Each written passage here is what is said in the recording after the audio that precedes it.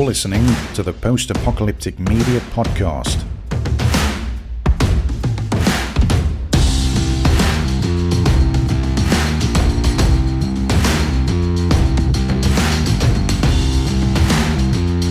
Hello and welcome back to the Post-Apocalyptic Media Podcast. I am your host, Sean. I'm the senior editor here at Post-Apocalyptic Media, and this is episode number 89.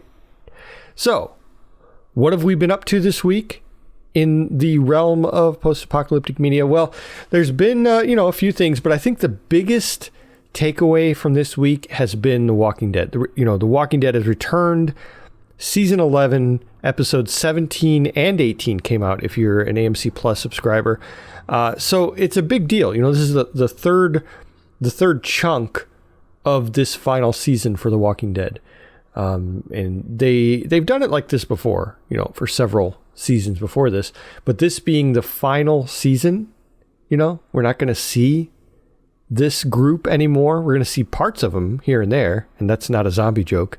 We are going to see parts of this group here and there, but we're not going to see everyone together again after, these final 8 episodes. So it's a big deal, right? And so that's the big takeaway. After 12 years, this iconic post-apocalyptic show is ending. So it's kind of a big deal. So that's the big news this week. But as I always like to do, I like to, kind of do a little bit lighter news at first and kind of work our way up to that big news, right? So let's start off with some pretty strange news. I mean, it's all strange, right? That's what I love talking about. But this is a news story about a University of North Carolina at Chapel Hill. They had a zombie preparedness festival. And what this means basically is it was a preparedness festival. It was like a little convention kind of thing, although it was like outdoors and they had tents and everything where you could go around and you could learn a little bit more about preparedness, emergency preparedness. And as often happens with these, people like to throw in zombie references. Of course, I don't know. I might be bursting your bubble here, but there probably won't be a zombie apocalypse. Possibly. I know you've all stopped listening now. I understand, but there probably won't be a zombie apocalypse. And so using that as kind of a fantasy, catalyst, I guess, for getting people to learn more about preparedness. I mean, if it works, it works, but that's kind of how they did it here. Now, I guess the interesting thing here at this particular festival is they put on some pretty impressive makeup. They had some, I don't know there's a video that shows them putting the makeup on a few of these zombie actors, and they're just walking around the outdoor festival and they're kind of talking with people, but their makeup is really impressive. I mean, it looks Hollywood level. So this little festival here, it was held in this area of the UNC campus called the Pit.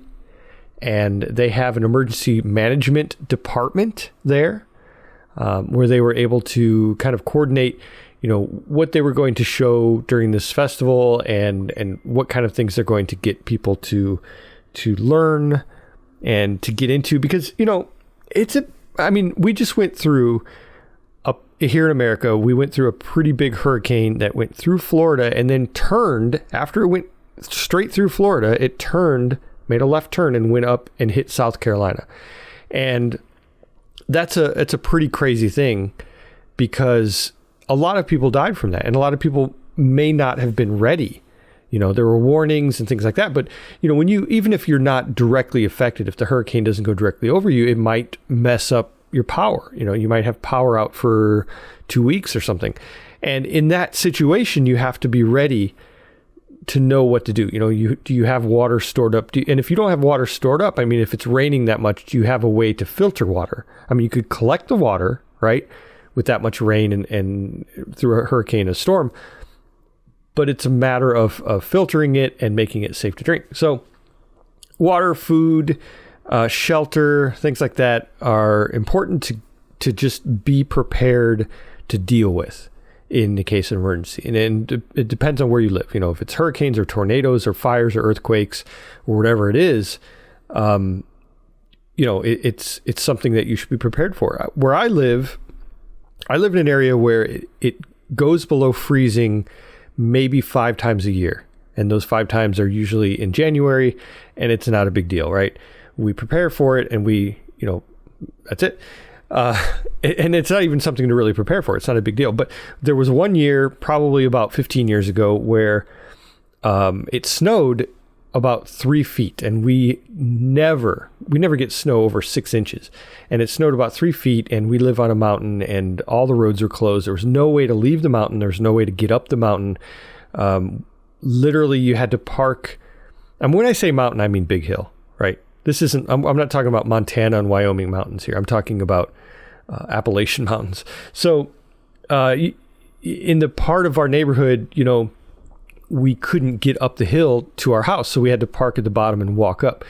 And it wasn't as far, it was a couple blocks. It wasn't that bad. But we didn't have power for probably close to 2 weeks.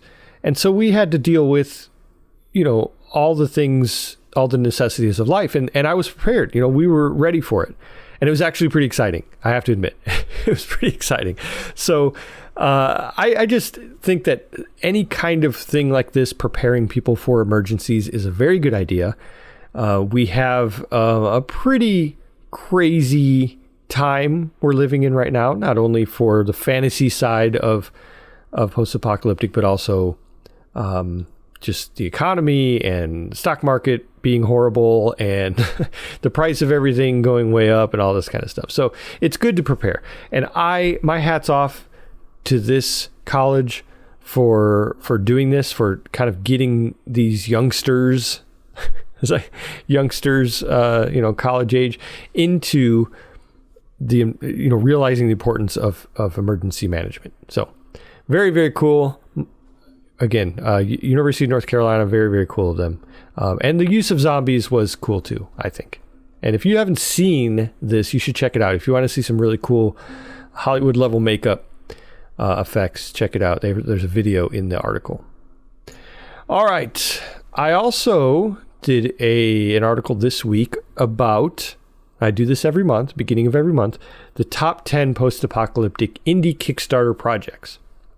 Now, as you might remember, I talked about it a few times. Last month when I did this, I talked about my own Kickstarter, and it blew me away. It absolutely blew me away. It was very, very successful for my anthology, which should be coming out, in a few months. But if you did pledge that, I thank you. If not, there's still pre-orders available.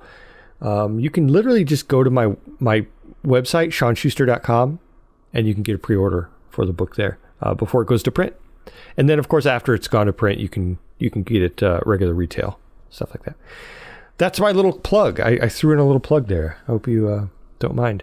But anyway, so this, for October 2022 edition of the Kickstarter, indie Kickstarter projects, I went through and I found a lot of them that, I don't know. The way I do this is I don't just look at the most successful Kickstarters. I look at the ones that have a great campaign. I'm talking videos and graphics and charts and all that good stuff. And those are the ones that I highlight the most. It really doesn't have a lot to do with the content. Although, I guess that's secondary to the presentation. But the content itself doesn't matter as much. So I have, like, number 10, I have a fiction novel. It's called Wither, a zombie novel.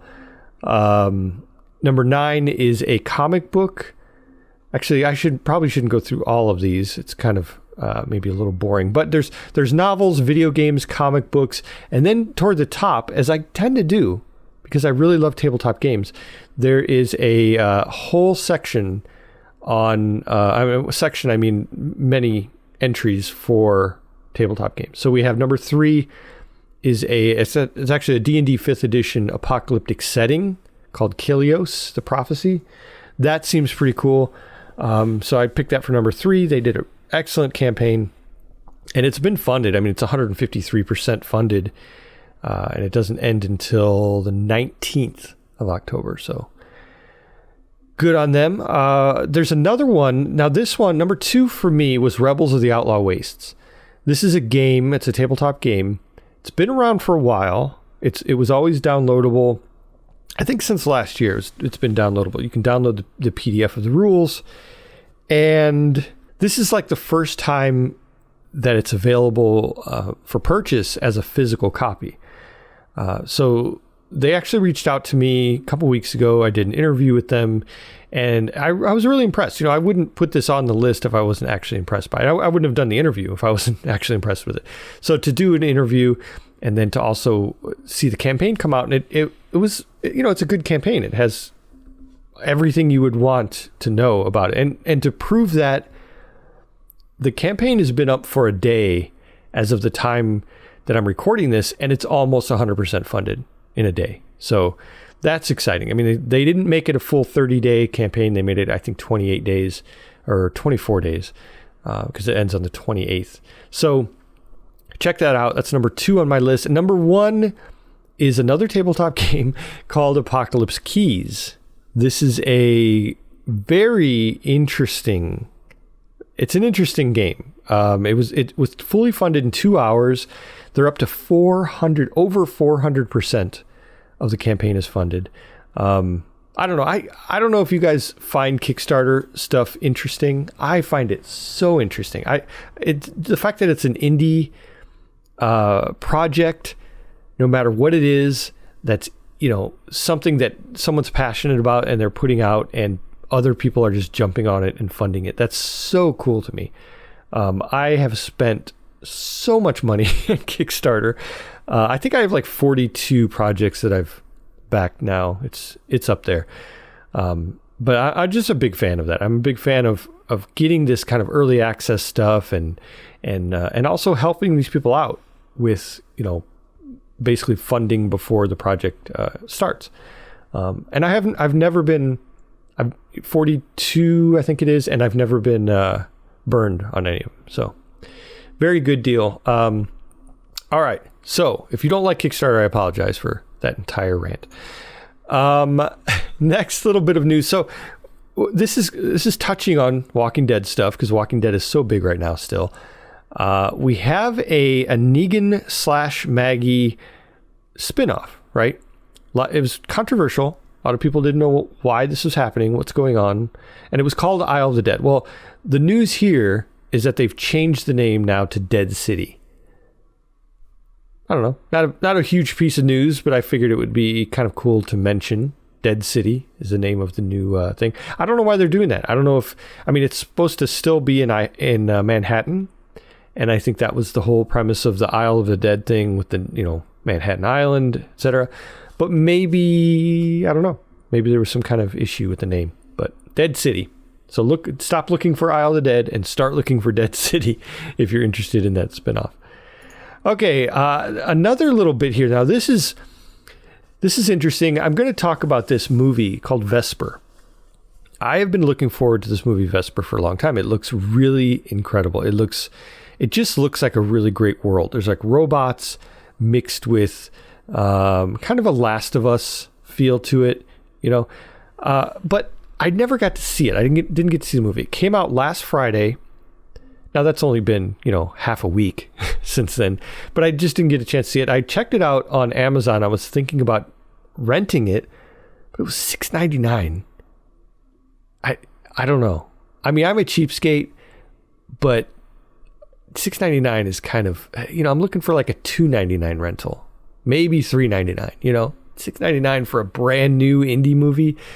I mean, here I am talking about Kickstarter supporting indie. If they would have had a Kickstarter for it, heck, I'd give them $30 for that. But $6.99 to rent a movie, I don't know. It's just, isn't that weird how it works out? But yeah, it looks like a really great movie. Now, what I wanted to talk about was there's a Tampa Bay Beacon, I think it's called, Tampa Bay Weekly, something like that, Newspapers Weekly.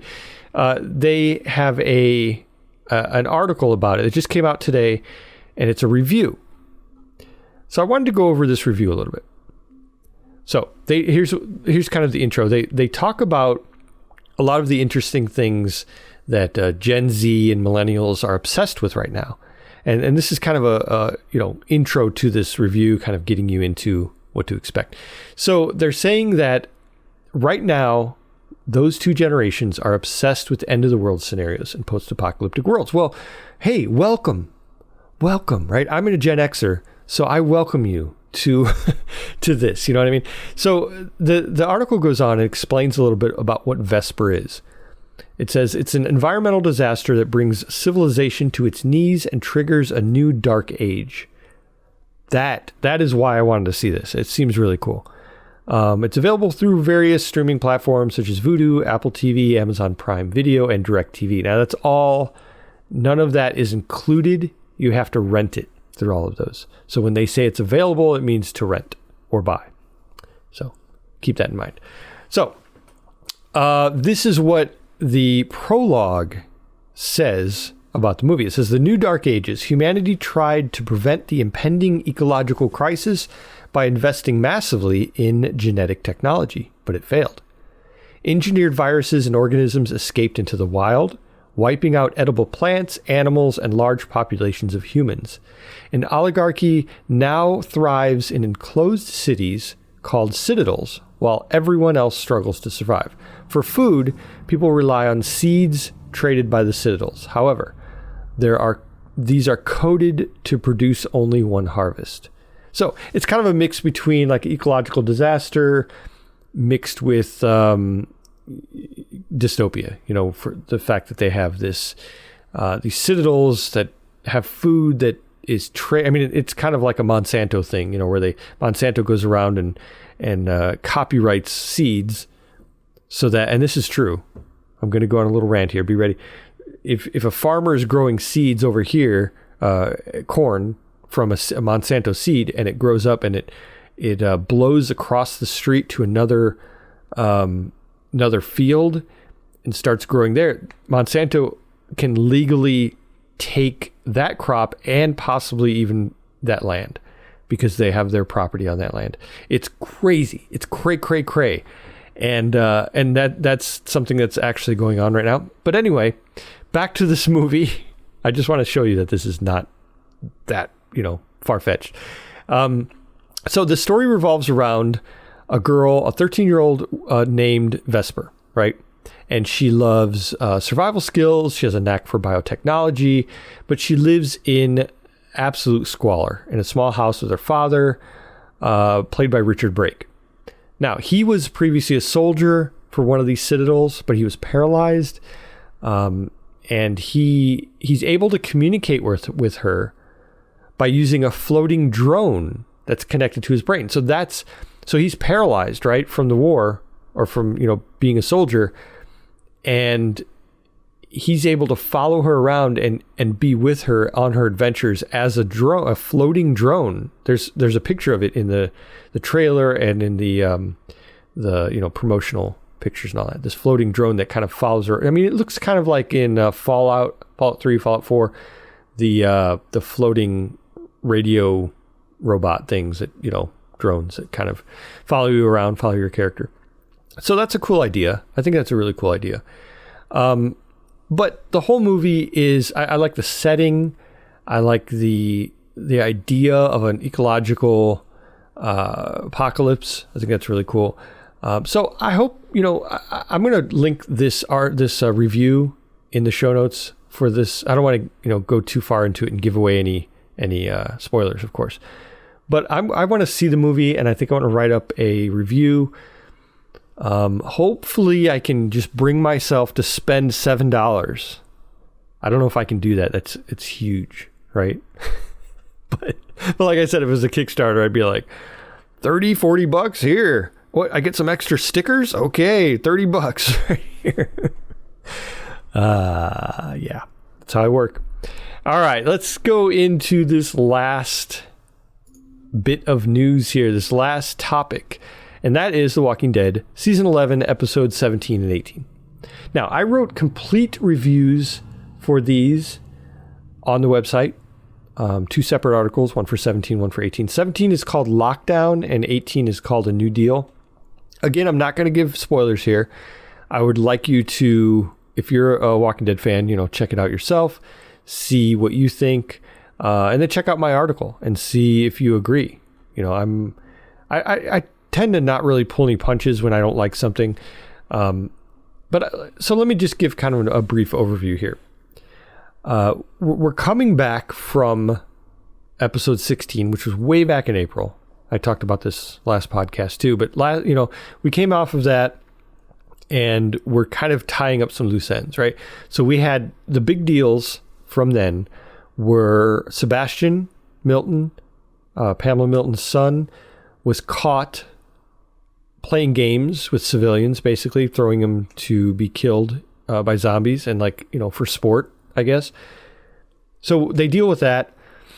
And then there's the fact that everyone kind of wants to leave and they can't figure a way out. Well, they figure a way out at least in episode 17, or beginning of 18. So throughout 18, it's called a New Deal. So as you can imagine, it centers very highly on this deal to get so that, everyone can get out of the Citadel, right? Or not Citadel, sorry, the Commonwealth. Everyone can get out of the Commonwealth. So the Commonwealth is, it's this haven, but it's a little dystopian, run by Pamela Milton. And so a lot of people want to get out. Well, not all of them want to get out, though. There are a few whom I will not mention because we'll leave that up to, non-spoilers, who want to actually stay at the Commonwealth. And they want to make sure that they have a good life and they're safe, right? They don't want to go around killing zombies all day. So there's that, but the ones who do want to get out, they work a deal. That's the New Deal, right? But does that deal go through? And that is where I think we're going to start with episode 19. Is they're gonna take a look at that New Deal and probably not agree to it anymore because of what happened at the end of 18. It's pretty intense stuff. Overall, I think the 2 episodes are good. They're laying the groundwork. These aren't, 17 had a really great car chase scene, which I don't think I've seen in The Walking Dead yet. That was in Black Summer. I think season 2 of Black Summer had a great car chase scene at the beginning. But I don't think we've seen it in The Walking Dead yet. So here it is. It wasn't, I don't know. It wasn't like Bullet, from the 60s, 70s. It wasn't, any Mad Max. It wasn't the Mad Max car chase scene, but it was pretty cool. It lasted a little while and it was all right. It had Negan and Daryl in it. It was all right. And so that kind of action was nice to see at the beginning. 18 didn't really have that much action. It was a lot more, espionage and intrigue and things like that. But I don't know. I think that they're laying the groundwork. I'm trying not to expect too much from them. I think that's what I'm saying. I'm not expecting too much at this point because they're letting us know the connection between April's episode and this last chunk right here. But the group is trying to get back to where they came from, not originally, but they're trying to get back to their settlements, and that's where they're at. They've done the Commonwealth thing. They don't like it. Some of them, most of them, and they just want to do their own thing again. I don't blame them. But for it to be the last season, I don't know. I don't know how this is going to end. I can't imagine. Are they just going to be happily ever after back in their settlements and then still fighting zombies forever? I don't know. But we have the spinoffs. We have the Dead City, the Negan Maggie one. We have Daryl Dixon, which is, I think it's just called Daryl Dixon or maybe Dixon or something like that. That's the Daryl spinoff. It was going to be Daryl Carroll. It's just Daryl now. We have Rick and Michonne. They're going to have their own spinoff. We just finished Tales of Walking Dead, the anthology. What else? I know I'm missing something, but it'll come to me after I press stop on this recording. But yeah, I feel like if you're a hardcore fan, there's still stuff to do, stuff to check out.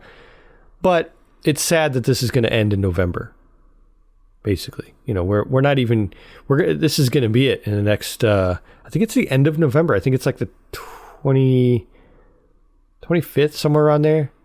So 6 more episodes after this. If you have AMC Plus, you get the episodes early, but they tend not to do that when they start off a new chunk. So they started off this third and last chunk with episode 17, but what they did is they gave you 18 early. So you got 17 and 18 if you're an AMC Plus subscriber. So next week, 18 will be on AMC and 19 will be on AMC Plus and so on. So it'll keep going. And I think it's 20, where does it end? 24, 25? I don't even know. I'd have to look that up. But, at that point, that'll be it. And I'm sure it's going to be, I'm sure it's going to make some people happy and some people unhappy at the same time. That's just how these work. Doesn't matter. I can just tell you that right now. That's my prediction.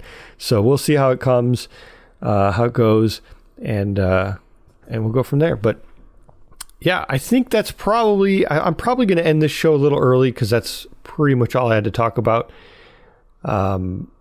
Next podcast, I will talk about episode 19 a little bit, just about as much as I did here, a little bit. No spoilers, or at least very, very light spoilers. And if you haven't already, check us out on social media. Check us out on Twitch. I have been trying to stream a game, like a new indie game, every week. I usually do it on Wednesdays. So, but the recordings are up there. You can go to our Twitch channel and you can check out the recordings and watch me stumble through games. It's a lot of fun. And then check out, of course, the main site, postapocalyptic.com, which has all of this stuff I've just talked about, right? All right. Well, thanks again, everyone, for listening. I will catch you next time, and make sure you stay alive out there and always be ready for the big one. Bye-bye.